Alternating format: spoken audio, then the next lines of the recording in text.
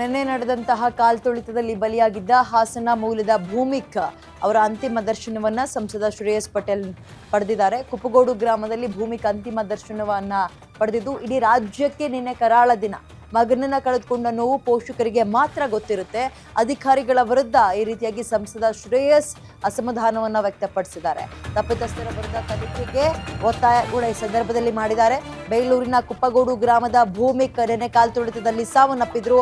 11 ಜನರ ಸಾವಿನ ಶಾಪ ಇದೆಯಲ್ಲ, ನಿಮ್ಮನ್ನ ತಟ್ಟದೆ ಬಿಡಲ್ಲ. ಸರ್ಕಾರದ ವಿರುದ್ಧ ಭೂಮಿಕ್ ತಂದೆ ಡಿ.ಟಿ. ಲಕ್ಷ್ಮಣ್ ಅವರು ಕೂಡ ಗರಂ ಆಗಿದ್ರು. ಮಗದೊಂದು ಕಡೆ ಸಂಸದರು ಕೂಡ ಈಗ ಅವ್ರ ಮನೆಗೆ ಭೇಟಿಯನ್ನ ಕೊಟ್ಟು ಕುಟುಂಬಸ್ಥರಿಗೆ ಸಾಂತ್ವನ ಹೇಳೋ ಕೆಲಸವನ್ನ ಮಾಡಿದ್ದಾರೆ.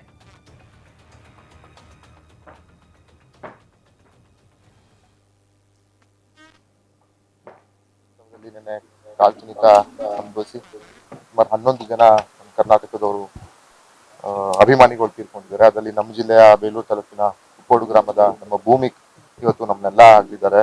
ಸುಮಾರು 20 ವರ್ಷ ಓದ್ತಿದ್ದಂತಹ ಬೆಂಗಳೂರು ಇನ್ಸ್ಟಿಟ್ಯೂಟ್ ಆಫ್ ಟೆಕ್ನಾಲಜಿಲಿ ಓದ್ತಿದ್ದಂತಹ ನಮ್ಮ ಭೂಮಿಕ್ ಇವತ್ತು ತೀರ್ಕೊಂಡಿದ್ದಾರೆ. ಇದು ಒಂದು ಅತ್ಯಂತ ಕರಾಳವಾದಂತಹ ದಿನ. ಯಾರಿಗೂ ಈ ಒಂದು ಸ್ಥಿತಿ ಬರಬಾರ್ದು.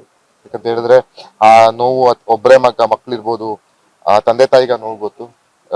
ನನಗಂತೂ ಸಂಪೂರ್ಣವಂತಹ ವಿಷಾದ ಇದೆ ನಿನ್ನೆ ನಡೆದಿರುವಂತಹ ಘಟನೆ.